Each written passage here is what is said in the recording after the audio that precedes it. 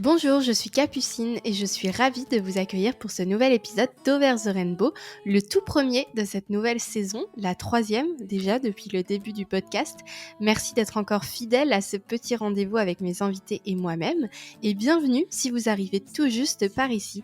À travers ce podcast, j'ai choisi de donner la parole à celles qui sont souvent lésées dans les médias, les dites minorités de genre et plus particulièrement les femmes.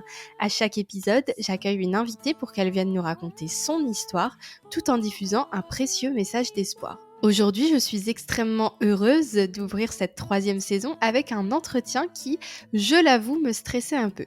C'est quand même pas tous les jours qu'on se retrouve face à Diariata Ndiaye, femme de pouvoir exceptionnelle, chevalière de l'Ordre national du mérite, ou Lancelot, comme vous préférez, vous comprendrez en écoutant l'épisode. Lundi, elle recevait Christiane Taubira, la veille Elisabeth Moreno, et puis enfin moi. Bonjour la pression. Plus sérieusement, j'ai absolument savouré chaque instant de cet échange au cours duquel j'ai tellement appris. Diariata a un parcours difficile au cours duquel elle a fait face à de nombreuses violences, dont le mariage forcé, mais elle a toujours su se relever et surtout montrer la voie à d'autres. Diariata est artiviste, une contraction d'artiste et d'activiste, car elle rappe des textes forts et poétiques tout en sensibilisant les 15-24 ans aux violences sexistes et sexuelles. Diariata, c'est aussi une maman qui vit à 100 à l'heure, présidente de l'association Résonante, créatrice de l'application Appel et figure renommée dans le monde de l'activisme. Mais je ne vais pas vous faire tout son CV, qui va d'ailleurs ajouter une autre case au mois prochain, mais je ne vous en dis pas plus, vous le découvrirez à la fin de l'épisode. Je suis ravie de vous inviter à rejoindre ma conversation avec la fantastique Diariata Ndiaye, femme puissante, résiliente, drôle, sincère et inspirante. Bonne écoute!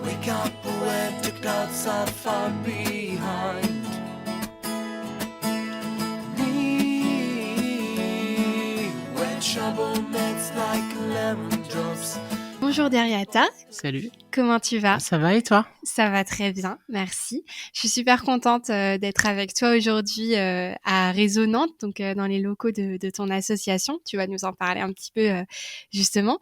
Ça fait hyper longtemps que je veux t'avoir sur le podcast, donc je suis trop contente qu'on ait enfin réussi à trouver un moment. Donc merci beaucoup d'être avec moi. Merci à toi pour l'invitation, c'est top, je suis ravie.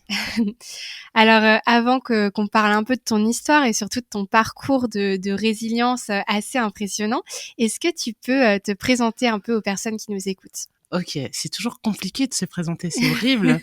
Donc, je suis Diariata Ndiaye, on me surnomme Diata, c'est mon surnom, tout simplement parce que j'en ai marre que les gens écorchent mon prénom. Ouais.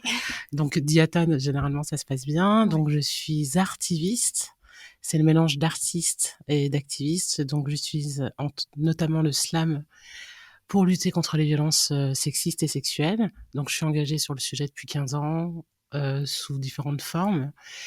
Je suis mère de 3 enfants aussi, parce que ça compte et ça fait partie de moi. Donc voilà, et c'est cool. Ok, bah super présentation, nickel. Du coup, effectivement, tu te décris comme artiviste, donc la contraction de artiste et activiste. Et c'est d'abord le côté artiste qui t'a défini, je crois, puisqu'il me semble que tu as formé un groupe de rap féminin quand tu avais 15 ans, c'est bien ça? Ouais, c'est ça, un petit peu. Ouais, c'est ça, j'avais à peu près 15 ans. Et effectivement, j'ai créé un groupe qui s'appelait Versastile à l'époque. Ok. On était 3. Et j'ai créé mon propre groupe tout simplement parce qu'à la base, je voulais rapper avec mon frère. Et il m'a envoyé chier, en fait. Ok. Donc, il m'a fait faire un casting, il m'a demandé d'écrire un texte, enfin, c'était n'importe quoi. Et il m'a envoyé balader. Et je lui ai dit, bah, de toute façon, je m'en fiche, je vais faire mon groupe avec mes copines. Et c'est ce qu'on a fait. Ok, très bien. Et donc, du coup, c'était uniquement avec des jeunes femmes à Ouais, l'époque? ouais, on était 3. Sista Lay, Sista Waps. Non, mais c'est drôle quand j'y pense, parce que c'est vrai que on était 3 filles, quoi. On était un groupe de filles, quoi. Et c'était, enfin voilà, c'était... Ben, je connaissais pas de groupe de filles, de toute façon. Et puis, enfin, d'avoir 3 jeunes femmes ensemble qui rappent avec que des mecs, c'était quand même assez particulier et c'était cool. Ouais, et justement, ça se passait bien? Vous étiez reçus comment de la part des garçons dans ce milieu? Ça se passait assez bien parce que finalement, on a très rapidement rejoint un collectif de rappeurs et c'était des gens qu'on connaissait. Donc, il y avait mon grand frère, il y avait ses potes, on se connaissait tous, donc ça s'est assez bien passé. Pareil, quand on faisait des concerts, ça se passait assez bien et puis surtout, c'était étonnant. C'est-à-dire que, personne n'avait trop l'habitude d'entendre des filles rapper et par contre, il y avait, enfin, je me rappelle, on avait avec ce collectif, on avait monté un spectacle qui s'appelait Sorties de l'ombre, c'était génial. Et à un moment, je clashais avec mon frère. Tu vois, on OK. se faisait un petit ego trip, je clashais et je gagnais tout le temps. Donc Trop voilà. cool. OK, trop cool et du coup, c'était quoi, toi, qui t'attirait dans le rap et tout, qui te plaisait? Ben, la vraie vie, c'est-à-dire que moi, si j'ai toujours aimé cette musique, et c'est quelque chose que j'assume aujourd'hui, hein, parce que je sais qu'il y a un vrai sujet, Oui, sur c'est vrai. le rap, le fait que ça soit une musique, sexiste. Moi, je pense qu'elle est pas plus sexiste que les autres, Oui, en effet, je suis assez d'accord musiques, avec toi. parce que des exemples, on en a plein, hein. Ouais. Moi, ce que j'ai toujours aimé, c'est en tout cas le rap qui me parlait et avec celui avec lequel j'ai grandi, c'était des personnes qui racontaient des vraies histoires, qui racontaient leur vie, qui racontaient, leurs rêves et puis c'est surtout quand j'y repense parce que j'ai refait une petite session où il y a pas très longtemps et j'ai réécouté les sons que j'écoutais et je me dis: «Mais je comprends que je sois une meuf déterminée, en fait». Mmh. Parce que quand j'ai réécouté ces chansons, c'était des chansons qui étaient hyper motivantes, qui te poussaient à aller loin, qui te poussaient à croire en tes rêves, qui te disent qui enfin, en tout cas, qui te disaient, «Rien n'est impossible». Donc je me dis: «J'ai quand même grandi avec des gens que je ne connaissais pas, qui me rappaient ça dans les oreilles, quoi». Qui me C'est ça. faisaient enfin voilà, qui m'ont convaincu que, bah, que les choses étaient possibles. Ouais, c'est Donc ça, ça t'a nourri aussi, ouais, dans celle que tu es devenue aujourd'hui ouais, ouais, ouais. et puis, aujourd'hui, tu es plutôt, tournée slam, je crois. Est-ce qu'il y a une Alors différence entre le rap et le slam? alors c'est terrible ce que je vais dire, mais en fait, à la base, le slam, c'est de la poésie pure. Mmh. Donc tu n'as pas de musicien. D'accord.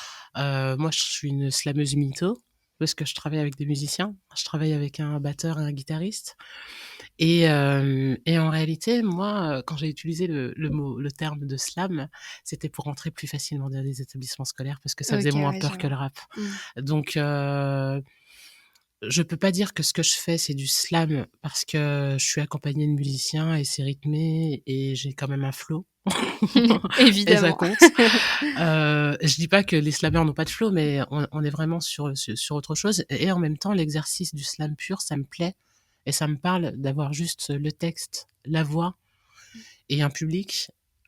C'est très impactant parce qu'il y a rien qui parasite autour et donc c'est un vrai échange, on est vraiment sur quelque chose d'assez pur donc voilà, donc à la base, j'ai utilisé ce terme pour rentrer dans les établissements scolaires et au final, la pratique, les scènes slam, le monde du slam, c'est quelque chose, d'extraordinaire et Mmh. d'accessible en plus. C'est ça que j'aime. Ouais, c'est C'est ça. que n'importe qui peut se pointer à une soirée slam et balancer un texte Mmh. et ça, c'est cool.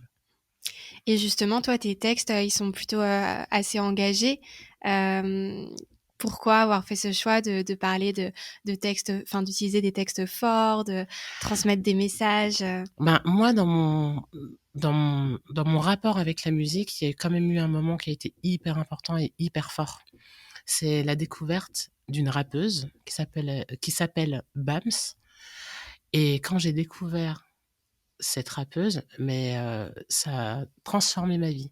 C'est-à-dire que j'étais déjà sensible au rap, au texte et là, j'entendais une femme noire rapper des sujets qui me parlaient de façon très directe, qui avait l'air libre et sincèrement, je l'ai cru sur parole. C'est-à-dire que j'ai bu ses paroles. Son album s'appelait «Vivre ou mourir», donc tu vois, ça donne quand même Ouais. enfin, tu vois? C'est fort. C'est assez fort, quoi et hem et vraiment tout ce qu'elle a dit, je l'ai cru. Et elle avait une chanson qui s'appelait «Non», et franchement, en écoutant cette chanson, je me suis dit: «Mais c'est clair que ça a l'air super facile de dire non. Pourquoi je le fais pas?» et je l'ai vraiment pris comme un guide, quoi, une sorte de guide et ça a bouleversé ma vie.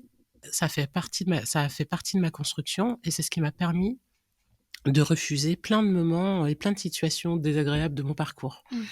Et donc, quand j'ai réalisé l'impact qu'elle avait eu sur moi, je me suis dit: «Oh là là, c'est un vrai pouvoir, en fait». C'est un vrai pouvoir d'écrire, de parler aux gens, d'avoir un micro, c'est extraordinaire Et d'avoir un public, c'est encore plus ouf, quoi. Donc, c'est une responsabilité. En tout cas, moi, c'est comme ça que je l'ai vécu. Je dis pas que tout le monde le vit comme ça, mais en tout cas, moi, c'est comme ça que je l'ai vécu. Et je me suis dit, oh là là, c'est trop puissant pour en faire n'importe quoi. Donc, je me suis dit, il faut que je sois sincère. Il faut que je parle de choses que je connais, que ça soit mes histoires ou les histoires des personnes qui m'entourent. Et puis c'est surtout, vu qu'il y a quand même un pouvoir, autant essayer de s'en servir pour faire avancer les choses. C'est-à-dire que même si, tu vois, on va prendre un thème glauque, c'est que la question du suicide, par exemple, jamais je me permettrais d'écrire une chanson sur le suicide qui se termine mal, même si c'est la réalité. Ça peut être la réalité. Ben, moi, je vais prendre une option où, au final, il y a eu une autre solution que celle-ci, parce que j'ai conscience que les mots peuvent aussi pousser à l'acte, que ça soit positif ou négatif. En tout cas, moi, c'est ce que je pense. Oui. Donc, je pense qu'on a une responsabilité quand on écrit et quand on parle aux gens. Ouais, et puis c'est vrai que toi, dans ce que tu transmets, t'es vraiment axé sur justement sur le positif, sur la résilience, etc., sur le fait un peu de l'empowerment, du pouvoir qu'on peut avoir. Il me semble en fait que ce côté aussi, cet activisme, comme tu dis, ça a été inspiré par plusieurs événements que tu as pu vivre lors de ton parcours, de ton adolescence. Je sais qu'il y a un événement qui t'a particulièrement marqué à l'adolescence, c'est le mariage forcé. C'est une réalité qui concerne beaucoup de jeunes femmes dans le monde. Quand j'ai regardé un petit peu, on estime qu'il y a encore au moins 12 millions de mineurs qui sont mariés de force chaque année. Est-ce que tu peux nous en parler un petit peu, juste ce dont tu as envie sur le sujet? Ça a été un moment horrible et très difficile à vivre, parce que mine de rien, j'y avais été préparée un petit peu psychologiquement, mais j'ai quand même été prise en traître. Ouais, je vois. Donc en gros, je voyais bien que dans ma famille et même autour de moi, c'est quelque chose qui se faisait. Et donc moi, je me souviens, j'ai quand même des souvenirs je me vois encore me dire: «Oh là là, comment je vais faire? Parce que ça a pas l'air, enfin, je veux pas de ça, quoi». Et donc, j'avais prévu de dire non, en fait. Et j'étais déjà dans mes stratégies, comment je vais faire pour esquiver le truc. Et moi, j'ai eu droit à une version que je n'avais jamais vue avant moi dans ma famille, c'est que je suis allée en vacances. Et là, pour le coup, je pensais vraiment partir en vacances. Et ça, j'étais pas prête. Donc ça s'est passé là-bas. Je voulais être sûre de revenir en France, donc j'ai fait comme si tout était OK, mais c'était pas OK du tout. Ça a été 15 jours horribles. Et quand je suis revenue avec, d'une, je suis revenue mariée, et de deux, avec cette idée de faire venir mon mari. Donc l'idée, c'était pas du tout ça. Donc j'ai dû me battre pour pas que ça arrive. Donc j'ai un peu saboté le truc. Je me rappelle, j'ai quand même des souvenirs où je devais l'appeler au téléphone et je l'insultais, tu vois. Je l'insultais, je lui disais: «De toute façon, j'ai un mec, je bois de l'alcool, je fume, je suis horrible, mais casse-toi, lâche-moi, quoi». Tout faire pour le dégoûter, mais quoi. ouais, Ouais. et je me disais: «Mais vas-y, si lui, au moins, il pourrait peut-être m'aider à refuser ce truc». Ça ne marchait pas. Bon, il m'a balancé à mes parents, et ensuite, quand je l'appelais, il y avait mes parents à côté de moi, et c'était horrible. Et puis finalement, la solution, ça a été de partir. Et cette solution, elle est terrible, en fait, parce que personne n'a envie de quitter sa famille. Faut savoir que moi, j'ai grandi avec une grande communauté sénégalo-mauritanienne, donc tout le monde sait ce qui se passe dans les familles de tout le monde. Donc tu as aussi toute cette pression, tu as le poids de la tradition, tu as cette idée que tu fous la honte à ta famille et que toi tu t'es barré, mais que c'est eux qui subissent ce truc-là. Enfin, moi, à la base, j'étais quand même partie un moment pour me dire: allez, je vais leur faire plaisir, quoi. Je peux pas assumer de partir ou de refuser ce truc-là. Et ça a été plus fort que moi. C'est-à-dire que même si mon cerveau voulait leur faire plaisir, mon cœur, mes tripes, les ressentis que j'avais, c'était plus fort, quoi.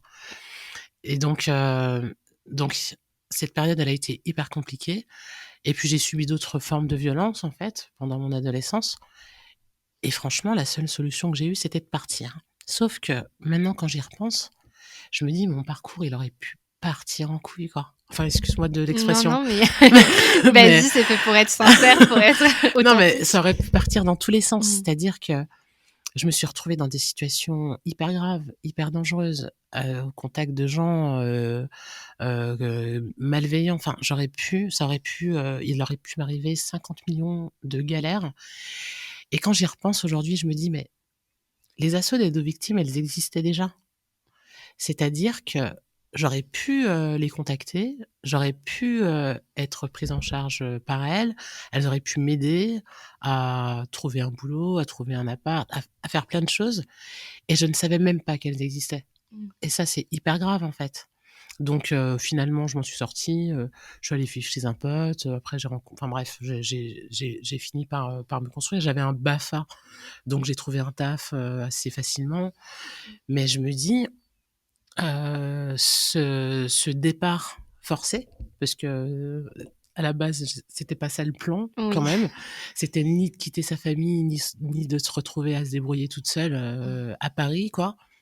En plus, il y a plus sympa comme ville, je pense, qu'à Paris, mais enfin bref, je me dis: «J'ai été forcée à partir». Ça a été hyper dur à vivre parce que cette, coupure avec, ta famille quand tu as été élevé, dans l'idée que, ben, de toute façon, ce qui passe avant tout, c'est la famille, quoi.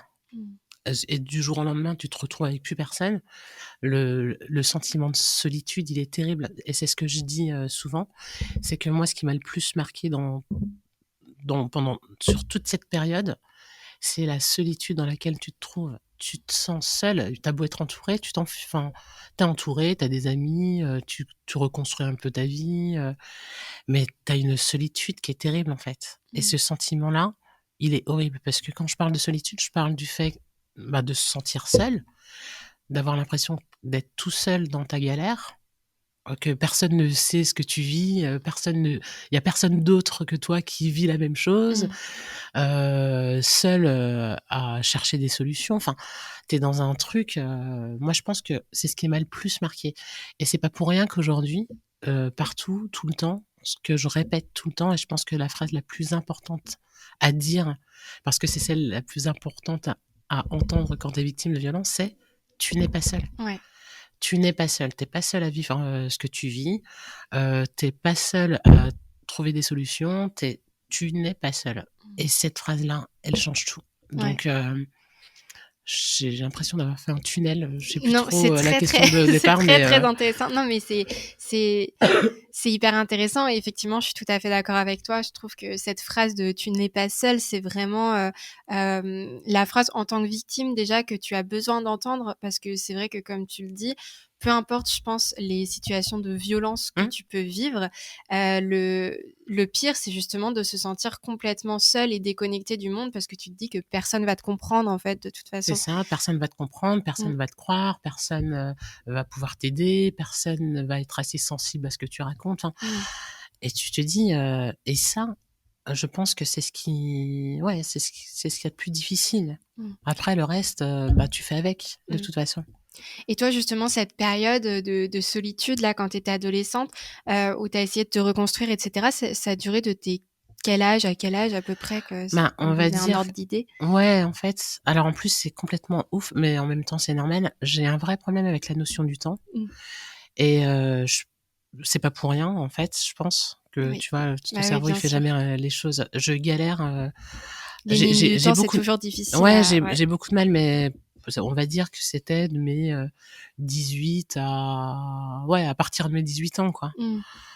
À partir du moment où j'ai passé mon bac et que je me suis barrée, en fait. Ouais, je Parce vois. que ça a été, tu vois, par exemple, j'ai passé mon bac pas pour avoir le bac, j'ai passé mon bac parce que c'était une porte de sortie qui me permettrait, de m'inscrire à une fac, même si j'ai jamais mis les pieds à la fac, mais pour avoir une carte d'étudiant parce que tu as des réductions et que ça Mmh. t'aide dans la vie d'avoir une carte d'étudiant, enfin, tu vois? Et même la question des études, tu vois, je me suis j'ai juste passé mon bac, c'était juste pour avoir un argument, mais c'est pas je n'ai même pas pensé les études comme: «Ah bah tiens, je vais faire des études pour construire mon avenir ou pour faire tel métier ou quoi». Parce que, quand tu as 15 ans, tu sais que tu es marié et que Ouais, c'est ton pas ta plan c'est priorité, quoi. d'esquiver, Mmh. tu vois, tu es quand même sur autre chose. Tu te Mmh. dis: «Bon, la seule porte de sortie, c'est que mes parents, ils vont me laisser à peu près tranquille tant que je fais des études. tant que je suis à l'école. Donc tu t'en sers, hein. Et j'ai une théorie aussi là-dessus, c'est qu'il y a beaucoup de meufs, en tout cas moi que je connais, des filles de mon quartier avec qui j'ai grandi, qui se sont raccrochées aux études, mais comme vraiment porte de sortie, quoi. C'est que mes parents, ils vont me laisser tranquille tant que j'étudie. Si je passe le bac et que je leur dis que je veux aller à la fac, généralement, ils sont OK quand même. Donc, ça va me permettre de changer de ville. Et donc, si je change de ville, je vais avoir mon appart et je vais pouvoir vivre, quoi. Ouais. Donc, dans ma génération, puisque j'ai pas dit mon âge quand je me suis présentée, je vais avoir, attends, on est en 2022. Je vais avoir, non mais c'est horrible. Je vais avoir 39 ans cette 39 année. ans. Attends, je suis née ouais, je vais avoir 39 ans cette année. Putain, c'est fou. Je vais avoir 39 ans cette année. Et en tout cas, je connais plein de filles qui étaient dans la même situation que la mienne. Ouais. Et quand on a discuté un petit peu avant d'enregistrer cet épisode, tu me disais que c'était important pour toi de jamais témoigner en tant que victime ou ancienne victime, mais toujours d'insister sur ce que tu en as fait toi. Donc Ouais. avant de venir justement à ce que tu en as fait, est-ce que tu peux me dire pourquoi ce refus de ce mot, etc. Alors non, c'est pas le refus du mot, parce que ça, c'est quelque chose que j'accepte, en fait, que j'assume parfaitement. C'est pas ça. C'est que moi, je pense que il y a toutes les victimes qui acceptent de témoigner. Et c'est tant mieux, parce que ces témoignages servent à d'autres. Mais il y a toutes celles, comme moi, pour qui c'est hyper difficile, en fait, de parler de moi. Je trouve que, enfin, c'est horrible ce que je vais dire, mais je trouve que je fais assez de trucs sympas et intéressants pour me faire parler de moi et de ma propre histoire, parce que d'une, c'est difficile. De deux, j'ai pas envie, parce que malgré tout, c'est ma vie privée et j'ai pas envie de l'étaler et de la raconter. Et puis c'est surtout, je représente plein de gens aussi. Tu vois, je représente plein de gens qui ne veulent pas rentrer dans les détails de leurs dans les détails de leurs histoires, pour qui c'est difficile. T'as toutes les personnes qui ne peuvent pas le faire, que ça soit Évidemment, ouais. pour. Après, je pense que ça fait aussi partie de mon éducation. J'ai été éduquée avec cette idée qu'on partage pas trop, on raconte pas trop, on reste discret sur sa vie. Alors je me dis putain, c'est un peu loupé parce que je le fais quand même parfois, mais quand je le fais, je veux que ça soit moi qui décide de le faire, parce qu'il y a une différence quand quelqu'un te demande de témoigner et quand tu prends l'initiative de le faire, soit parce que tu interviens, soit parce que ce jour-là tu as envie. En fait, il y a des jours où je suis plus à l'aise pour en parler et d'autres jours où j'y arrive pas du tout Oui, et c'est j'ai ça, faut pas. s'écouter, quoi. Ouais, c'est ça. Mm. Et j'ai pas envie de me forcer. Et surtout, je tiens à rappeler que ça peut aussi mettre la pression à plein de gens. Et ça, je le sais.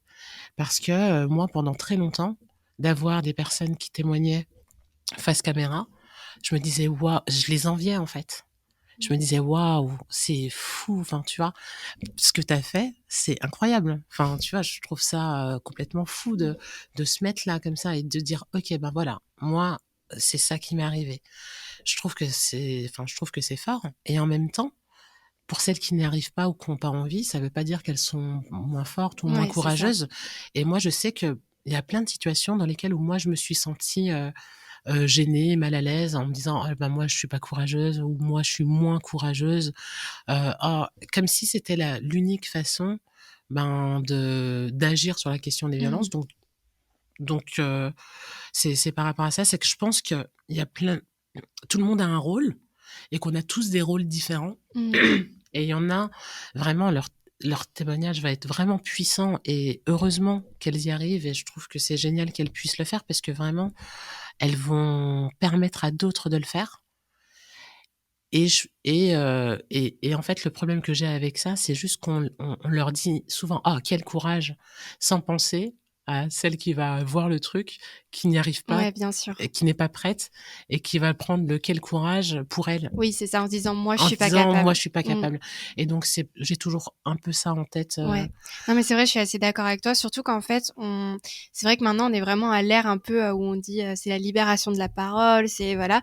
Et au final, c'est presque l'inverse maintenant, il y a presque une injonction à trop libérer Ouais, sa parole, c'est alors que ça. des fois c'est vrai qu'on en a pas envie. et c'est OK, en fait, de pas avoir envie de parler de ce qu'on a pu vivre, et cetera. Donc c'est bien de le rappeler, merci beaucoup de le faire et et puis, je suis aussi d'accord sur le fait que ce qui compte, c'est pas seulement ce qu'on a été, mais surtout ce qu'on est devenu. Mmh. Et je pense que c'est ça aussi, qui est important, et au-delà de ce qu'on dit, de ce qu'on fait. Et toi, dans ce que tu fais, justement, il y a de quoi, être reconnu. Déjà, si on parle justement de la musique, qu'est-ce que tu as fait, après cette période un peu, difficile, et cetera, au niveau du slam, et cetera, du rap? Comment est-ce que tu as continué à développer tout ça?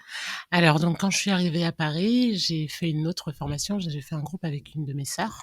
OK. Ça s'appelait Essence avec un S et d'ailleurs on était hyper engagés, finalement puisque en réalité, comme je le disais, vu que c'était parler de sa vie, de ses problèmes, de ce qu'on pense, je me rappelle, on avait fait une chanson qui s'appelait Fille du Move et c'était en réponse à la chanson de Doc Gynéco. OK. Bref, et c'était très on clashait, genre on s'est permis de clasher Doc Gynéco quoi, tu vois? Heu, tu sais, mais pour qui elle se prenne? Donc quand je suis arrivée à Paris, donc j'ai commencé à bosser. En parallèle, j'avais ce groupe, avec ma sœur. Enfin bref, on a enregistré un EP, on a fait quelques concerts et puis j'ai créé la formation Dialem, le groupe OK. Dialem et c'est là que commence, cette histoire, un peu, d'engagement vraiment réel sur la question des violences. Donc, Dialem, c'est le mélange de dialogue et dilemme OK. et vraiment l'idée de ce groupe, c'était: «Bon, bah, venez, on va faire de la question des violences un sujet et ça va être notre sujet, ça va être notre thématique». Il y a tellement de choses à dire et c'est tellement pas vendeur que aucun artiste va se lancer dans un projet comme celui-ci et à un moment donné, il faut quand même donner la parole à tous ces gens, Mmh. à toutes ces victimes de violences. Donc venez, on en fait un sujet. Enfin, quand je dis venez, je parle à mon groupe de Ouais. de l'époque, quoi. Donc on crée, DLM et on écrit le spectacle mot pour mot. Et c'était un spectacle qu'on a créé en partenariat avec l'Observatoire des violences faites aux femmes du 93, parce que j'avais rencontré Ernestine Renet, qui en est la directrice. Donc ce spectacle se crée et je le joue en Seine-Saint-Denis. Je le joue auprès d'adultes, mais je le joue surtout auprès de scolaires. Mmh. Et en fait, dès ma première représentation, donc je me rappelle la première version, en fait, quand j'y pense, elle était pas ouf. Mais j'avais écrit donc le spectacle et en interlude, j'avais repris les déclarations des droits de la femme de l'âme de Gouges. OK. Et donc je prenais article 1 et après je faisais ma chanson. Enfin bref, je l'avais articulé comme ça. Et puis très rapidement, je me suis dit que fallait que je sois sincère à 100 et je vais introduire ces chansons. Je vais expliquer pourquoi j'ai écrit ces chansons. Derrière chacune de ces chansons, il y a une vraie personne. Cette vraie personne, c'est soit moi, soit quelqu'un que je connais, hein, mais ce sont de vraies histoires et je vais expliquer pourquoi j'ai écrit cette chanson. Donc j'écris, sur l'excision, sur les mariages forcés, sur les violences sexuelles, sur, les violences physiques, les violences psy, et à chaque fois, je présente, la chanson et je me retrouve dès la première représentation avec une file de jeunes qui m'attendent à la fin du concert Mmh. parce qu'ils avaient des trucs à me dire. J'étais hyper pas prête, en fait. Je m'attendais pas du tout à ce qu'ils me disent: «OK, bah, moi, je suis comme dans machin, bah, moi, c'est comme dans Cœur de pierre, ah ben et toi, tu as fait comment? Parce que moi, là, je suis dedans, là, je fais comment?» Enfin et je me dis: Ouais. «Waouh!» Je fais: «Bon, l'idée, c'était de venir vous sensibiliser, mais je savais pas». Mmh. Je ne savais franchement pas où je mettais les pieds, quoi. Et en réalité, quand je l'ai fait, pour être totalement honnête, je l'ai fait pour moi à la base. Je l'ai fait parce que j'avais cette envie, de parler de ces sujets. Ça faisait partie un peu de ma thérapie aussi, même si ça, je peux l'analyser maintenant, hein, Oui, mais oui, oui, sur sur le le coup, coup, tu quand t'en je l'ai rendais pas fait, compte, ouais. ouais, quand je l'ai fait, je me rendais pas compte. Donc je fais ça, je me retrouve avec tous ces gens-là et donc je me rappelle, je dis: «Ernestine, il y a un problème. Mmh. Je peux pas jouer ce spectacle si il faut qu'on discute après. Mmh. Mais moi, je sais pas quoi leur répondre à tous ces gens. Donc viens avec moi, je joue mon spectacle et tu réponds». Et tu réponds et tu mènes l'échange et tu réponds à leurs questions parce que j'en fais quoi moi de tout ça? Mmh. Je sais pas quoi leur dire. Si, je connaissais un peu les assos, donc je les orientais vers les assos. Donc, je fais ça, je me forme auprès de plein de pros, de professionnels. Donc, j'anime parfois Si Sensi avec Emmanuelle Piette, qui est la présidente du collectif féministe contre le viol. Je rencontre Muriel Salmona, je rencontre plein de gens et je co-anime enfin, je joue mon spectacle et elles animent. Et puis après, une fois que j'ai été formée, je me suis dit, laissez-moi le micro. Enfin voilà, je vais enchaîner, je vais faire les discussions avec ces publics. Donc je fais ça dans plein de villes, sur l'ensemble du territoire. Je joue mon spectacle, je ne sais pas combien de fois. Et, euh, et donc, je rencontre forcément toutes les assos d'aide aux victimes. Je fais des partenariats avec elles. C'était vraiment, moi, je sensibilisais, j'intervenais, je jouais mon spectacle, quoi. Et puis, c'est surtout, j'orientais les victimes vers ces différentes structures. Et d'ailleurs, dans le CD, parce que à l'époque, il y avait des CD. Dans le livret, j'avais déjà mis par thématique les numéros Ok, ouais. d'appel des assos, quoi. Parce que je voyais bien qu'il y avait ce besoin de diffuser enfin, de dire l'existence de ces structures et de leur dire, mais allez-y, elles sont là pour ça, quoi. Donc voilà. Ok, et là, t'avais quel âge à peu près quand t'as commencé mot pour mot? C'était en 2002, je crois. Ok, Ouais, c'est en donc il y a 2002. 20 ans, Ouais, c'est ouf. ça date. 2002 ou 2005, un truc comme ça. Je suis désolée, je suis nulle en Non, date. il n'y a pas de Il y a tout souci. sur le site internet C'est de juste Dialem. pour voir un peu Ouais. à quel moment on en était. Et donc, du coup, t'as continué ce spectacle-là. Ça a duré combien de temps, mot pour mot? Ce spectacle, je le joue encore. Tu joues encore? Ouais, C'est ouais. fou. J'ai un deuxième spectacle. Non, mais ce qui est terrible, c'est même pas ça. Ce qui est fou dans cette histoire, c'est que ce spectacle, j'ai rien changé dans les textes. Et ça parle toujours autant, quoi. Mais c'est ça qui est terrible, en fait. C'est que je n'ai rien changé dans les textes. La musique a évolué, évidemment. Enfin, voilà, il y a des arrangements.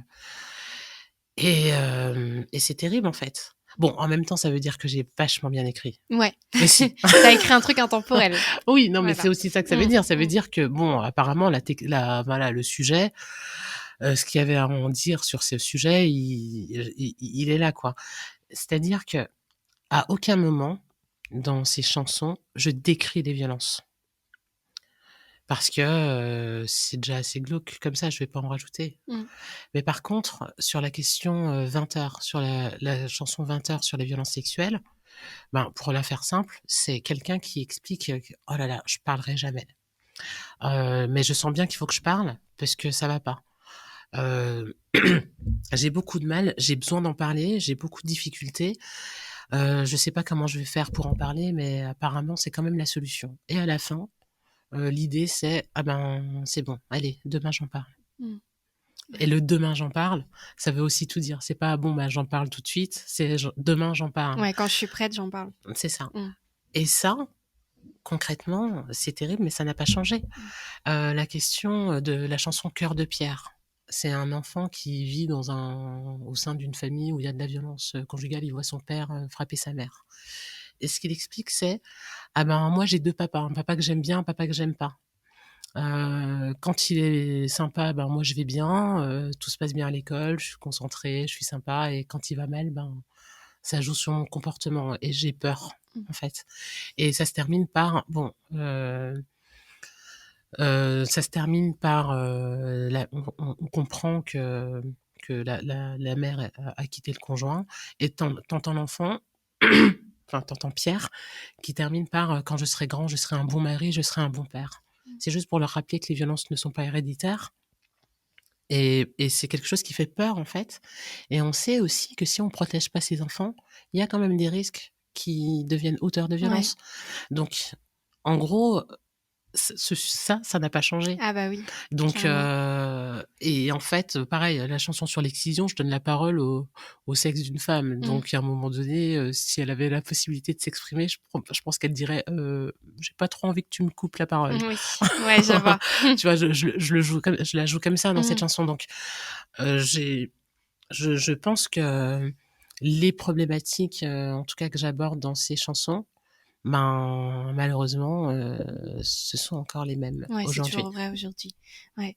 Puis si on fait un petit bond dans le temps, en 2015, t'as J'ai En fondu. 2015, tu as fondé Résonante, la Mmh. super association par laquelle je t'ai connue du coup.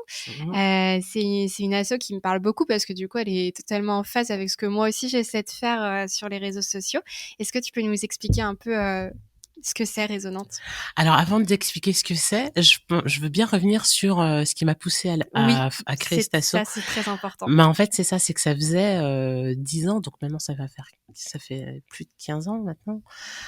Je travaillais sur ces sujets-là et j'ai rencontré des milliers de jeunes, mais vraiment des milliers de jeunes et à un moment donné, tu te dis: «Il y a quand même un problème». Mmh. C'est-à-dire que c'est quand même pas possible que peu importe la ville, peu importe le jeune que tu as en face, qui ne sache pas les définitions des violences, qui ne sache pas que ça a des conséquences sur sa santé, qui fasse pas le lien entre la scarification et les violences que cette personne a pu subir. Enfin, et puis c'est surtout, tu te dis, mais c'est quand même pas possible que ces gens-là, que je rencontre tous les jours, ne sachent pas que des solutions existent, en Mmh. fait.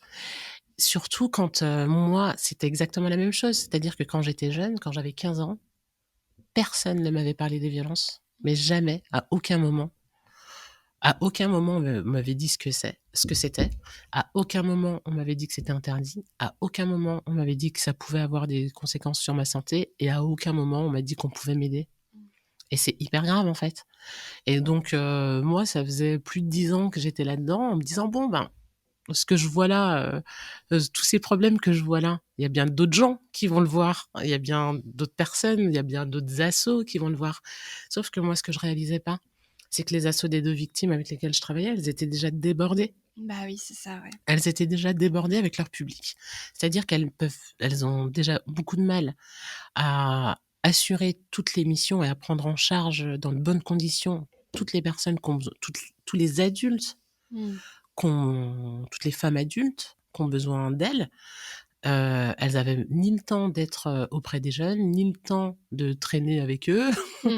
Parce que tu vois, moi, j'avais quand même cette double formation, tu vois, j'ai un BPGEPS, loisirs tout public, j'étais responsable d'un club ado, donc j'aimais bien et je connais ce public. Ouais. J'aime bien traîner avec les jeunes parce qu'ils Mmh. sont drôles, tu vois? Bon, voilà. Et puis c'est surtout ce que j'ai en tête, c'est que si tu veux avoir de l'influence sur les gens, si tu commences tôt, c'est mieux. C'est beaucoup plus facile de convaincre, une jeune ou un jeune, ben, qu'un adulte qui est Bien sûr. débile depuis longtemps, Mmh. tu vois?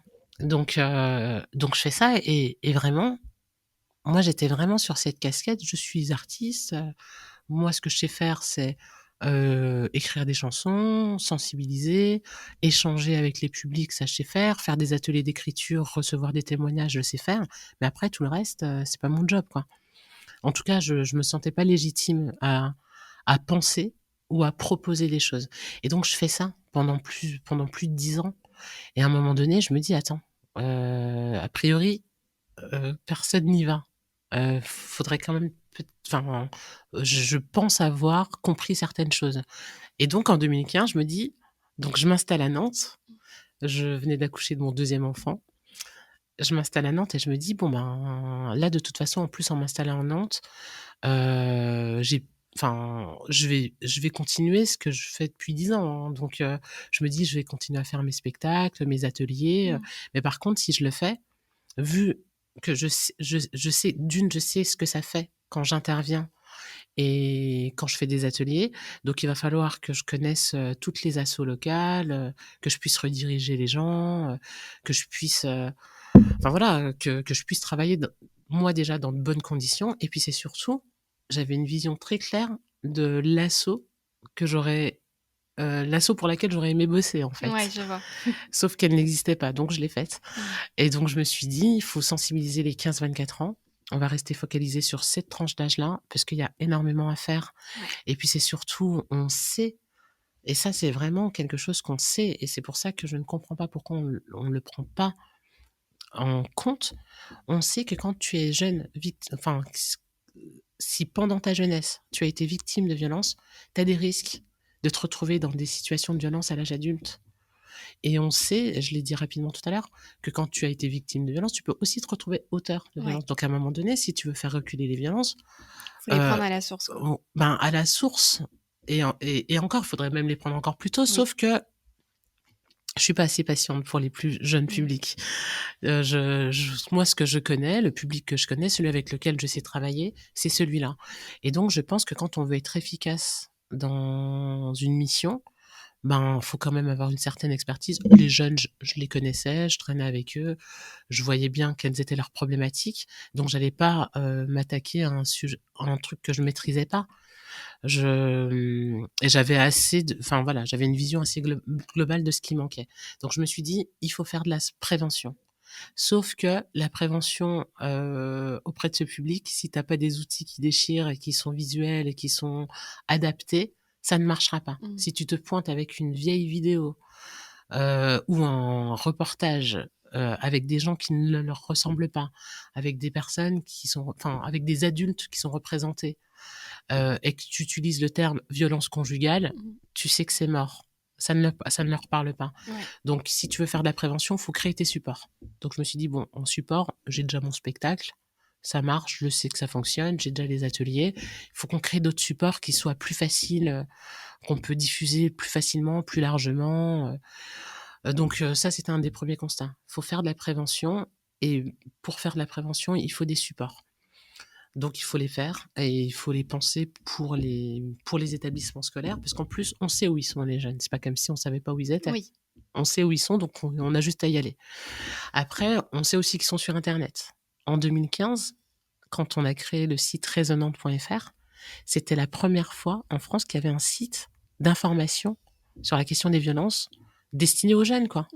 C'est super grave. Il y avait un site qui s'appelait Jeunes Violences ou je sais pas quoi, de la région Île-de-France. Je suis désolée, je fais du name and shame, mais qui avait été fait pour les jeunes, pour les profs, pour les parents.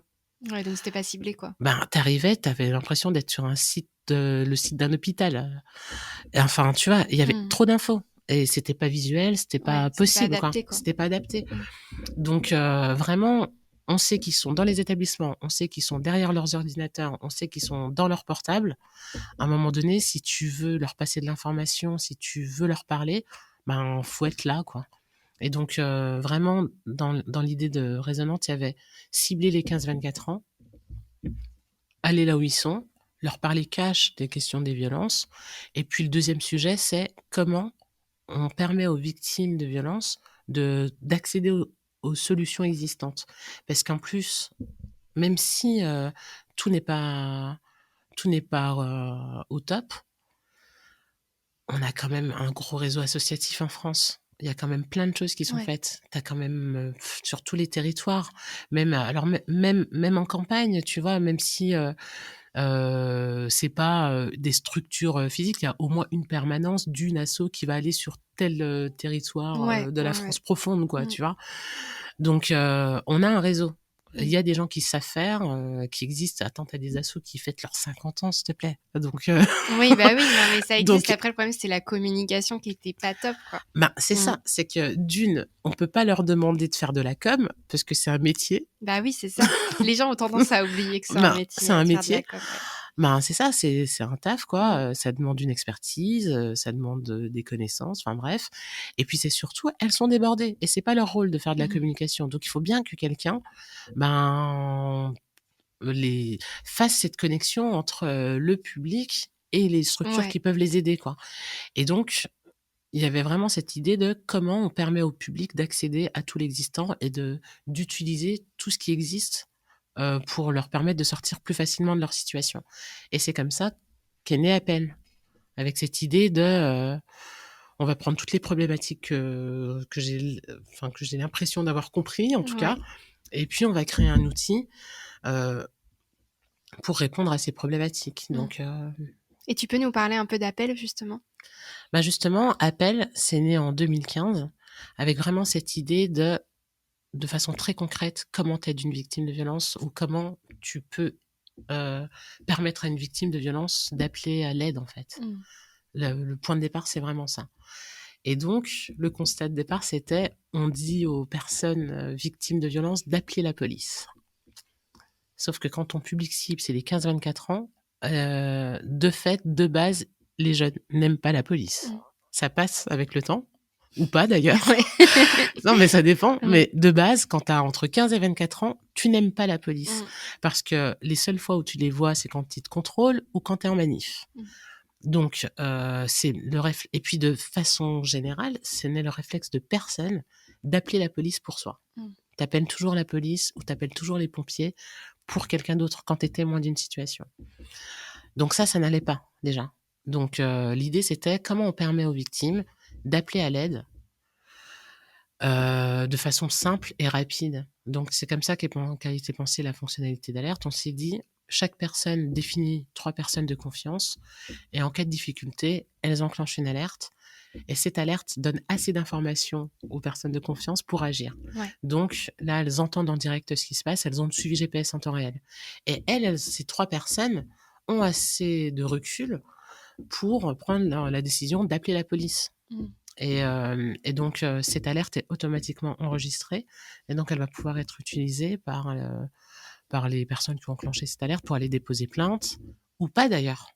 Soit elles peuvent déposer plainte avec, mais sinon, si elles ont peur de ne pas être crues, elles peuvent faire écouter ces audios ou elles peuvent avoir un peu plus de courage en se disant bah, de toute façon, si on me traite de menteuse, j'ai des preuves. Ouais, c'est ça. Mm.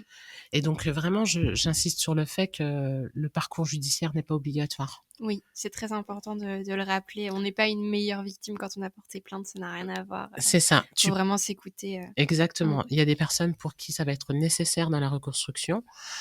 Il y a des personnes qui n'en ont pas du tout envie et il y en a d'autres que ça va détruire parce que le parcours, il est très violent. Ouais, Donc, c'est ça. donc vraiment, l'idée, c'est de se dire, au moins, j'ai ces audios et je vais Si pouvoir j'en m'en ai servir besoin, si j'en ai voilà. besoin. Ouais. Ok. Donc, il y avait ça. Il y avait la possibilité donc d'appeler les secours facilement. Donc, c'est ce qu'on peut faire avec l'appli. On peut soit appeler le 112, soit envoyer un SMS au 114. Mais ce qui est cool avec l'appli Appel, c'est que contrairement à un SMS classique au 114, là, quand tu l'envoies depuis l'application Appel, tu as en plus ta position GPS. Ok. Ouais, donc c'est vraiment bien. Donc, c'est pour toutes les situations où tu ne sais pas où t'es, en fait. Parce que Carrément. c'est un peu compliqué de dire qui tu es, ce qui t'arrive et où tu es dans plein de situations. Donc là, ça, c'est la fonctionnalité d'alerte. Et pour enclencher l'alerte, on a pensé différents modes de déclenchement. Donc, ça peut être depuis l'appli, ça peut être depuis la touche on-off. On a fait un bracelet connecté. Là, on travaille sur un bouton. Et puis, pour les personnes qui ont des watch, Ouais. que ça soit Android ou iPhone, il y a bientôt la possibilité de le faire aussi depuis sa Trop watch. cool.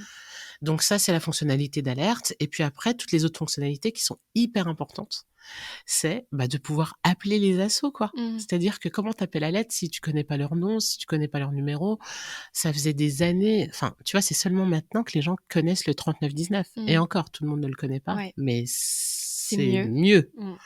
Sauf qu'avant, on essayait de faire apprendre des numéros de téléphone par cœur aux gens. Ça n'existe pas dans la vie. Ça n'existe plus. Plus personne ne... Oui, c'est sûr. Enfin, chacun connaît son numéro de téléphone. Ouais. Et encore. C'est déjà bien. Tu vois. Et donc, et ça, je le voyais bien. Je voyais que c'était pas comme ça qu'il fallait faire. Et avec une appli, tu peux quand même faire un répertoire, quoi. Ouais. Donc, ce qu'on a fait, c'est qu'on a fait un référencement par pays, par département, de toutes les structures qui sont présentes sur le territoire, avec leur nom, un petit descriptif de ce qu'elles proposent, et puis la possibilité de les appeler. Ouais. Après, on a fait des fiches, on a fait une carte géolocalisée, enfin, une carte qui s'appelle Rechercher. Tu es géolocalisé et tu vois autour de toi les structures physiques dans lesquelles tu peux te rendre. Donc, ça peut être commissariat, hôpitaux, mais aussi des assos d'aide aux victimes. Mais on a fait plus large que ça, puisqu'il y a plein de portes d'entrée qui sont plus faciles pour les jeunes que les portes d'entrée officielles. Exemple, une maison des ados. Tu rentres plus facilement dans une maison des ados que... Dans un centre pour les femmes victimes. C'est ça. Parce que de toute façon, de passer par cette structure-là, tu vas finir au bon endroit, mais prends au moins une porte qui te correspond mieux, qui te fait moins peur, quoi. Donc, il y avait vraiment cette idée-là de référencer toutes les structures présentes. Et aujourd'hui, on a la cartographie la plus précise. On a plus de 9000 structures au niveau international. Donc, on est la cartographie la plus à jour. Donc, il y avait également des petites fiches conseils. Parce que, c'est quand même bien juste de donner de l'information. C'est-à-dire que tout le monde n'en est pas au même rythme. Tout le monde n'a pas envie d'appeler, tout le monde n'a pas envie de se déplacer. Tu as juste besoin de savoir quelles sont tes possibilités et quand tu seras prêt, activer ces différentes possibilités. Donc, on a des fiches conseils par thématique et ces fiches conseils, elles ont vraiment été pensées pour les victimes de violences, mais aussi pour tous les proches qui sont aussi démunis que les victimes. Ouais. C'est-à-dire que c'est horrible d'avoir une victime de violence autour de soi, parmi ses proches, parce que on a envie de l'aider, on a envie de faire à sa place et on sait pas quoi faire, on sait pas comment s'y prendre et généralement on est maladroit. Ouais, c'est vrai. Donc l'idée c'est aussi voilà de donner des infos à toutes les personnes qui voudraient aider et puis on réoriente vers tout ce qui existe, aussi bien les sites d'information utiles, vers la pré-plainte en ligne et vers les chats des assos ou celui de stopviolence.gouv qui permet d'échanger 24 heures sur 24, 7 jours sur 7 avec des gendarmes et des policiers et le chat d'en avant tout Ouais. qui s'appelle Comment on s'aime qui permet de chatter avec des pros. OK, bah, super et puis, c'est vrai que Résonante, c'est vraiment un super espace et d'ailleurs, c'est vrai que j'avais demandé à chaque fois que j'accueille quelqu'un sur le podcast, je propose aux abonnés de poser leurs questions et cetera et il y a une jeune femme qui a écrit sur le petit sticker sur Instagram qu'elle voulait te remercier pour ta gentillesse et l'accueil formidable, qu'elle avait reçu à Résonante. Donc Ah voilà, je te ouais, c'est transmets le trop cool. message. Ben Ouais. merci. Donc c'est vraiment, une super asso, enfin c'est génial et Merci beaucoup. et puis j'ai parcouru un peu, ta page, Wikipédia avant de venir te voir et j'ai vu qu'en 2018, tu avais reçu le titre de chevalière de l'Ordre national du mérite. Ouais, tu Qu'est-ce peux qui m'appeler Lancelot. Ouais, c'est ça. Excuse-moi, je vais reprendre du début du coup. Excuse-moi. Et qu'est-ce que ça a représenté à tes yeux de recevoir ce titre qui est quand même, quelque chose, quoi? Alors, tu veux que je te raconte comment j'ai eu l'info? Bah ouais, je veux bien. Bon, je suis à Paname en déplacement, je sais plus ce que je faisais à Paris et je reçois un message sur Messenger Mmh. du maire actuel de ma ville OK. qui me dit, «Félicitations, super, on est dans la même promotion, bravo, au plaisir de vous rencontrer, on est dans la même promotion de l'Ordre national du mérite». OK. Je fais: «Il a dû se gourer» Mmh. parce que j'ai pas l'info. Ça faisait une semaine que j'étais à Paris, donc j'avais pas reçu j'avais pas mon courrier. Je me dis: «Mais attends, c'est quoi? Qu'est-ce qu'il me raconte?» Et donc avant de lui répondre, de lui dire: «Il s'est trompé», je tape, sur Google, promotion Ordre national du mérite et là je me vois, je fais: «Mais c'est dingue!» c'est c'est et donc j'appelle mon mec et je lui dis: «Appelle-moi Lancelot». Je suis et c'est comme ça que je le découvre et je me dis: OK. «Mais c'est complètement fou». Je t'avoue que j'ai été hyper surprise, hyper, touchée, en fait, surtout pour mes parents.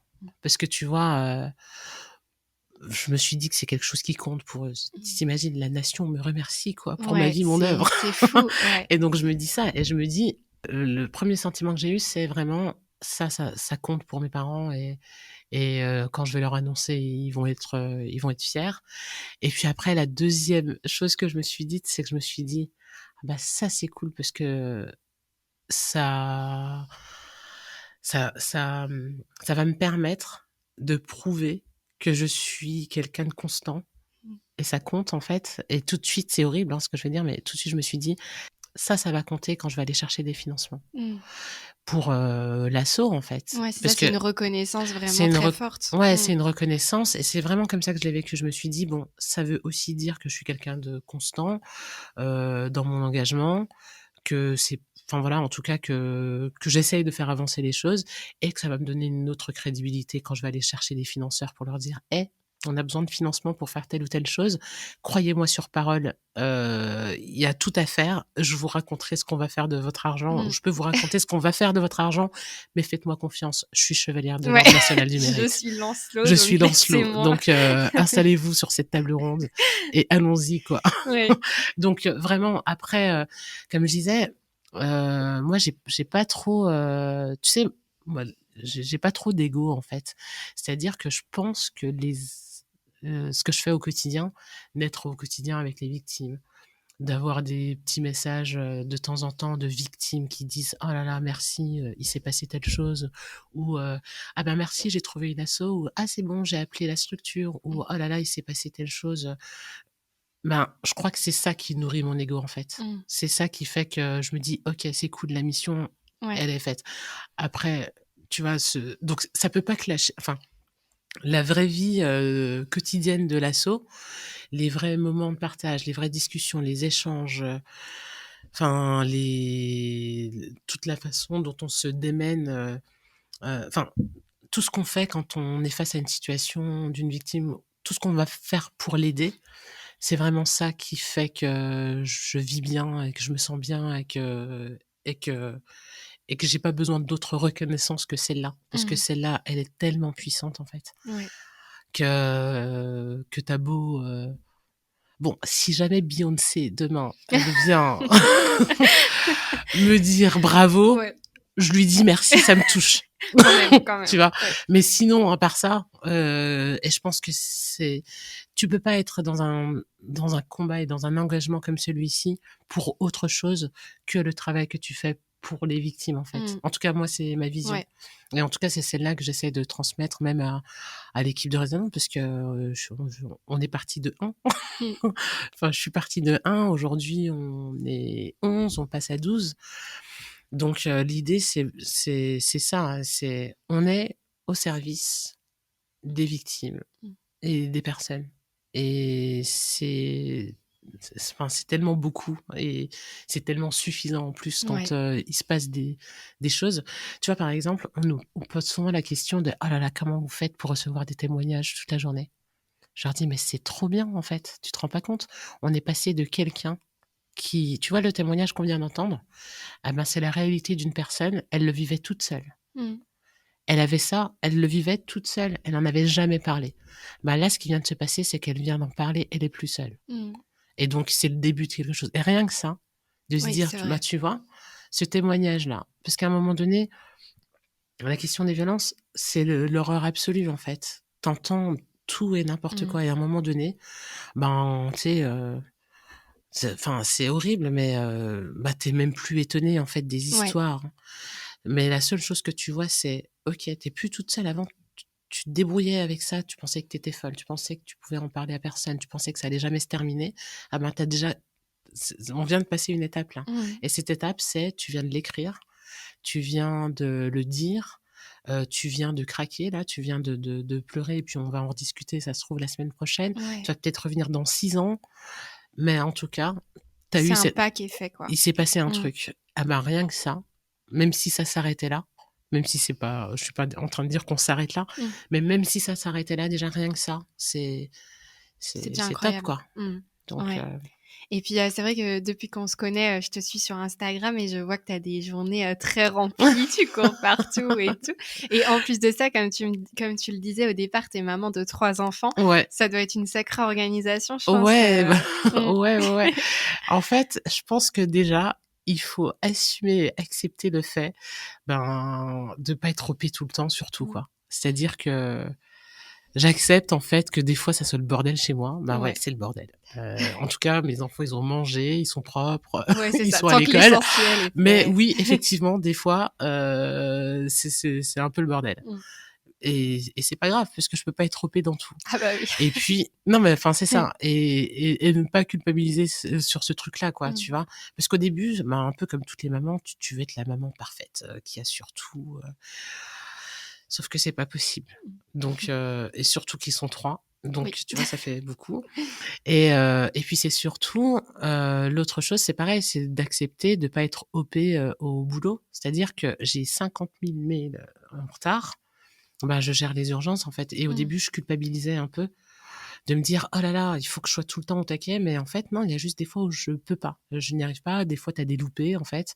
C'est-à-dire que tu devais, répondre à quelqu'un et tu l'as pas fait. Tu te dis: «Ah zut, faut que je rattrape le truc», et en même temps, bah, quand tu le rattrapes, tu t'excuses et tu dis: «Je suis désolée, j'ai été débordée, je devais vous recontacter, je l'ai pas fait. Est-ce que ça va?» Et tu reprends le truc. Ouais.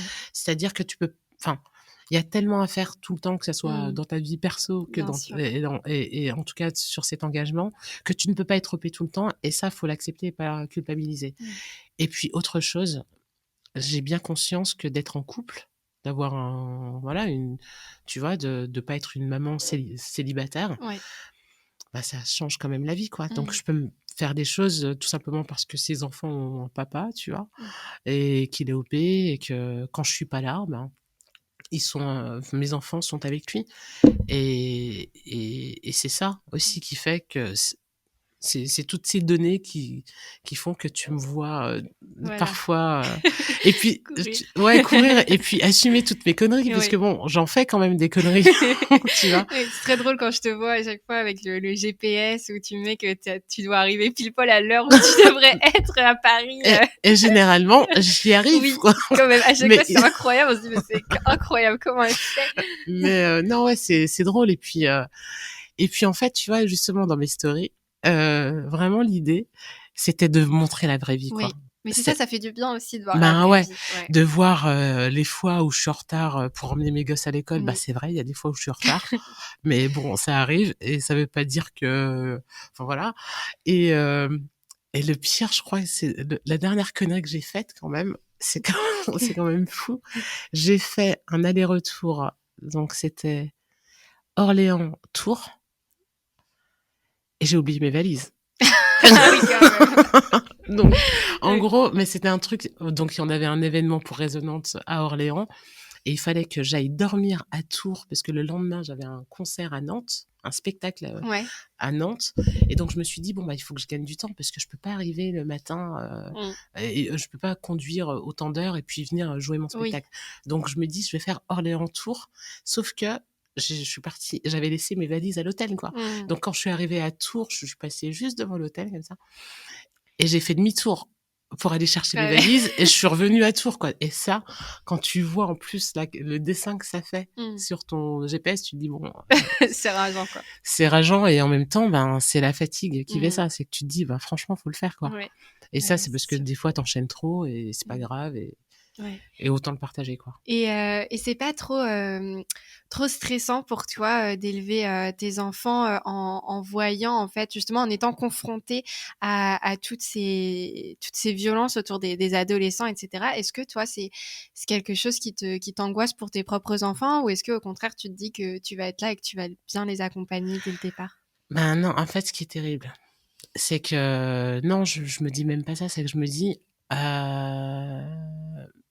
vu le boulot qu'il y a à faire, encore, Mmh. je suis pas sûre que quand eux seront ados, ils passeront, à côté Ouais. de tout ça. Tu vois? C'est horrible, mais je me tiens prête psychologiquement. Mmh. Parce que enfin voilà, je sais que le monde il va pas changer, demain. Ouais, malheureusement. Donc tu vois, mon aînée, elle a 11 ans, et mes 2 autres, ils ont 7 et 8. Donc en réalité, ils vont être confrontés parce qu'il y a pas que moi qui les élève. Mmh. Tu vois, il y a toute la société qui Ouais, les c'est éduque, ça, ouais. tu vois? Mmh. Et ça, j'ai conscience. Donc non, c'est pas ça. Moi, c'est que d'une, moi, ça me motive à essayer de faire le max et à accélérer le truc pour que ça avance Ouais. au mieux, sans être dupe sur, ben voilà, peut-être que un ou une, d'elles, va subir des choses, qui sont pas forcément cool, quoi. Mmh. Et puis après, il y a des choses, je sais que la question du harcèlement de rue, Ouais. elles vont y passer, mes Ouais, ouais, c'est filles, ça, enfin, ouais. tu vois? Je Mmh. le sais. C'est juste, je les prépare. Mmh. D'une, je les prépare, alors tu vois, il y a plein de sujets que j'aborde avec eux depuis qu'ils sont enfants. Tu vois, sur la question de ce qui est interdit, ce qu'on n'a pas le droit de faire, ce qu'on n'a pas le droit de te faire, sur la question des secrets, sur la question de tu sais, tu pas obligé de tout me dire, mais c'est qui qui chez tes tatas là? Ou chez Mmh. ton tonton chez tes tontons, Ouais. ou la maman de ta copine? Quelle est la personne, à qui tu vas t'adresser pour toutes les choses que tu me diras pas? Parce que Mmh. je le sais. On sait qu'il y a tout ce que tu ne dis pas à tes parents et moi je veux pas, que enfin voilà, j'ai beau être proche d'eux, de leur dire: «Tu peux me faire confiance, tu peux me dire, je serai toujours de ton côté». Enfin tu vois? Oui. Tu beau le dire, Mmh. ben je sais aussi qu'il y a tout ce que tu ne peux juste pas raconter à tes parents ou dire à Ouais. tes parents. Donc moi mon rôle c'est de leur, voilà, je les fais pas déprimer, je leur dis juste, je les sensibilise à différents sujets et puis surtout, j'ai défini avec eux des adultes de confiance et je leur répète assez souvent. Mmh. Tu sais, tu peux me dire s'il y a des choses et puis as le droit de pas me dire aussi, mais par contre, si tu me le dis pas, il faut que tu trouves à qui tu vas le dire. Est-ce que tu as Ouais. toujours quelqu'un en tête? Tu vois, faire des mises à Ouais, des jour petits sur, checks, de temps en ouais, temps, ouais. voilà. OK. Juste ça et puis, leur dire, ben, tu vois, par exemple, moi, je les fais écrire. Mmh. C'est-à-dire que enfin, voilà, ils écrivent tous, ils ont tous un cahier et je leur dis: «Écris». Alors c'est pas pour aller taper dedans, Mmh. c'est vraiment pour qu'ils aient aussi cette, parce que je suis convaincue que tout le monde devrait écrire ou dessiner ou faire de la peinture ou faire de la danse, tu Oui, vois? s'exprimer, quoi. Je Mmh. pense sincèrement que ça ferait du bien à tout le monde Mmh. s'il y avait cette possibilité de s'exprimer et donc j'essaye, en tout cas, de leur faire prendre cette habitude et puis de leur faire comprendre qu'ils peuvent parler, qu'ils peuvent s'exprimer, qu'ils peuvent dire ce qui va, qu'ils peuvent dire ce qui ne va pas et voilà donc je suis pas dupe, je fais au mieux quoi, comme la Ouais, plupart des parents. c'est Mais je ça. suis pas en mode: «Oh là là, je vais essayer de les protéger de tout» ou «Oh là là, c'est déprimant, il va» je suis pas parano non plus. Mmh. Il y a plein de gens il y a plein de gens qui ont pas subi de violence aussi, qui ont pas croisé de gens malveillants, et je me dis: «C'est cool», mais je préfère, me dire que c'est une possibilité et ça me Exactement. permet d'être vigilante, tu vois? Et d'essayer de faire attention et puis après la différence, c'est quand même qu'on sait enfin, tu vois? Moi, je fais partie des personnes qui savent repérer, qui savent voir, Oui. qui sauraient enfin, tu vois? Je pense que je suis je fais partie des gens, qui sont hyper vigilants sur ces Mmh. sujets parce que je connais la réalité Ouais, voilà, c'est ça, ouais. et Mmh. il y a plein de parents, qui ne connaissent pas cette réalité et qui passeraient à côté sans doute Ouais. et voilà. Donc entre le fait que l eux-mêmes vont le cacher, plus le fait d'avoir des personnes qui sont pas sensibilisées à la cause, enfin, tu vois, ça peut être compliqué, Oui. ça peut être compliqué mais voilà, mais je déprime pas. Et si je peux en profiter pour l'annoncer, je sors un bouquin pour les enfants, Trop justement. bien, trop cool. Donc c'est un projet, donc c'est un livre qui s'appelle «Arsène et Marcel me harcèlent». OK, C'est sur le harcèlement scolaire d'accord. et donc c'est un bouquin qui a été fait enfin pour les 7-10 ans. J'ai accepté cette proposition tout simplement parce que j'ai un peu des gosses de cette tranche d'âge, Mmh. donc je sais leur parler et je m'étais dit: «Attends, je suis là, je suis super engagée sur la question des violences sous toutes ses formes et je travaille pas avec cette tranche d'âge donc allez, j'accepte Nouveau parce que défi, c'est l'occasion, ouais. et donc il sort le 17 mars, chez Trop Grund bien, Jeunesse. trop Donc cool. voilà. Bah, félicitations, Bah, c'est merci. super, Ouais, merci, c'est trop, trop gentil. bien et du coup, bah, justement, j'allais te demander c'est quoi tes projets pour l'avenir? Bah, déjà ça, Bah, il y trop a cool ça et ouais, en bah, et ouais. sinon, qu'est-ce qu'il y a d'autre, Ah ben, en tout cas, enfin, vraiment, juste pour, poursuivre sur ce livre, Mmh. donc il y a une histoire pour les enfants, mais il y a aussi un guide, pédagogue pour, la victime, le harceleur, les Ouais, trop parents bien. et les profs. Mmh. Parce que vraiment, j'insiste sur le fait qu'il y a plein de gens qui ne font rien parce qu'ils ne savent pas quoi faire Ouais, et qu'on n'est pas là pour jeter la pierre aux gens, on est là juste pour donner des clés et donc si, ce livre peut permettre de donner des clés à toutes les personnes, vraiment, parce que même les harceleurs qui leur posent la question de ce qui leur arrive et de mmh, pourquoi ils sont comme ça, je pense que c'est juste important de le faire. Donc voilà. trop bien. Après les projets à venir, ben non, déjà c'est de continuer ce qu'on fait, C'est tu déjà vois? bien. C'est continuer ce qu'on fait, on n'a pas parlé du tout de ce lieu, mais c'est un lieu qui permet d'accueillir les groupes et les classes. Mmh. Donc si, parmi, les personnes qui écoutent ton podcast, il y a des profs ou des personnes en contact avec les 15-24 ans, ils peuvent nous contacter directement et Ouais, je mettrai venir, tout ça dans la description, venir, mmh. bénéficier des sensi. On a travaillé un nouveau, support qui s'appelle «Balance ton hashtag». OK. Donc c'est une émission avec des personnalités Ah oui, j'ai vu ça, ouais. enfin, en gros, une personnalité qui a été concernée par un type de violence et qui va venir, témoigner, raconter, ben, comment il a vécu, ce qu'il en a fait et comment il s'en est sorti Mmh. et c'est l'occasion pour nous de faire un peu de pédagogie. Donc le premier épisode, c'est avec Bilal Hassani et on est sur la question du harcèlement et du cyberharcèlement Ouais, surtout et puis il y a d'autres épisodes à venir trop bien. et avec Appel, on est sur, un objet connecté autonome et d'autres, modes de déclenchement. Enfin, on est sur plein de choses puisqu'il y a toujours plein de choses à faire, en fait. Exactement. Bah, trop Et bien. dormir un peu. Dormir, faut pas oublier Ouais. de dormir. C'est important aussi, faut bien le rappeler. Ok, bah trop bien. Et du coup, la dernière question du podcast, qu'est-ce que toi, tu vois derrière ton arc-en-ciel? Quelle est la notion d'espoir que tu veux transmettre aujourd'hui aux personnes qui nous écoutent? La notion d'espoir, c'est vraiment... Et c'est vraiment... je réfléchis un petit peu pour bien le Pas de souci. formuler. C'est... les violences ne sont pas une fatalité. Et c'est terrible ce que je vais dire parce que ça peut être mal compris, mais je sais dans quel sens je le dis. C'est que généralement, quand quelqu'un a voulu te détruire ou quand quelqu'un t'a utilisé ou quand quelqu'un t'a fait subir des violences, il y avait quand même cette intention de te détruire en fait. Sauf que la seule chose qu'ils font, a priori en tout cas de ce que j'en comprends, c'est de faire de toi une guerrière en fait. C'est que ça te transforme réellement. Parce qu'en réalité, quand tu y penses, ça demande beaucoup d'énergie d'être victime de violence. Ça veut pas du tout dire qu'on est faible. Ça veut au contraire dire qu'on est fort parce que quand on subit des violences, il y a l'énergie qu'on dépense à les subir. Et puis après, il y a toute l'énergie qu'on dépense à les cacher.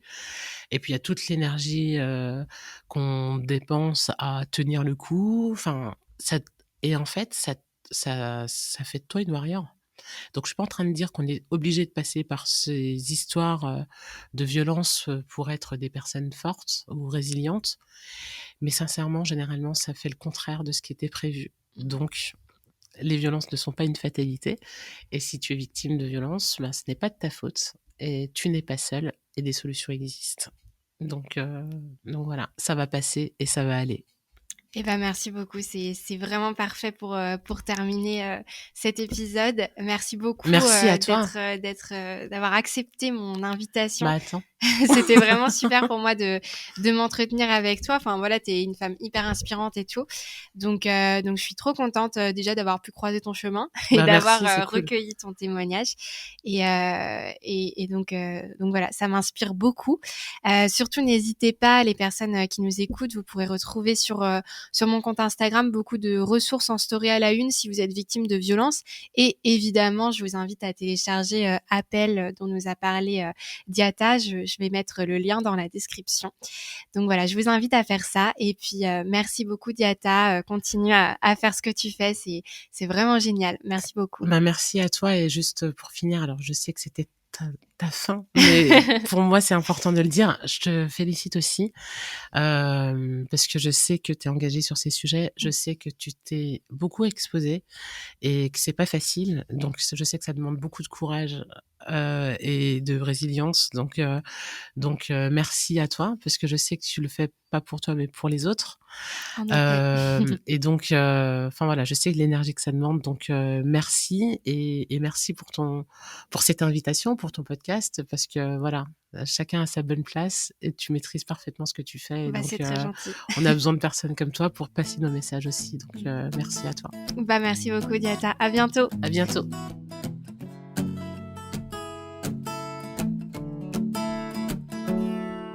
Merci à toutes et à tous d'avoir écouté cet épisode. Over the Rainbow diffuse l'espoir par vos histoires et j'espère que vous avez apprécié le récit d'aujourd'hui. J'ai absolument adoré ce moment passé avec Diariata et je lui suis extrêmement reconnaissante de m'avoir laissé une petite place dans son emploi du temps bien chargé. Diariata est une femme absolument brillante et passionnante que j'admire énormément et c'est sans doute ça que je préfère dans le podcast. Chaque rencontre est unique et magique. Je sais que Diariata est très pudique en ce qui concerne sa vie privée et je lui suis très reconnaissante d'avoir répondu à mes questions.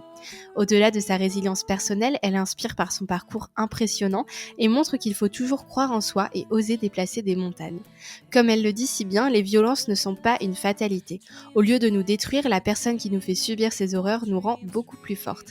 Et ça, c'est un message qui a de l'importance. En tant que victime, nous avons une force que personne d'autre n'aura jamais. Oui, ce n'est pas facile tous les jours, ça a été très dur hier et ça le sera peut-être encore demain, mais nous avons en nous cette capacité à en tirer quelque chose et à en devenir plus forte. Et surtout, vous n'êtes jamais seul, jamais. Merci encore à Diariata de faire partie de ces figures qui nous inspirent chaque jour. Vous retrouverez en description les ressources citées dans l'épisode et notamment son application Appel qui, je suis certaine, saura être utile à beaucoup. Si l'épisode vous a plu, je vous invite à laisser une petite note, voire un petit commentaire et à le partager autour de vous. Merci pour votre écoute. Prenez bien soin de vous et de vos proches. Je vous embrasse.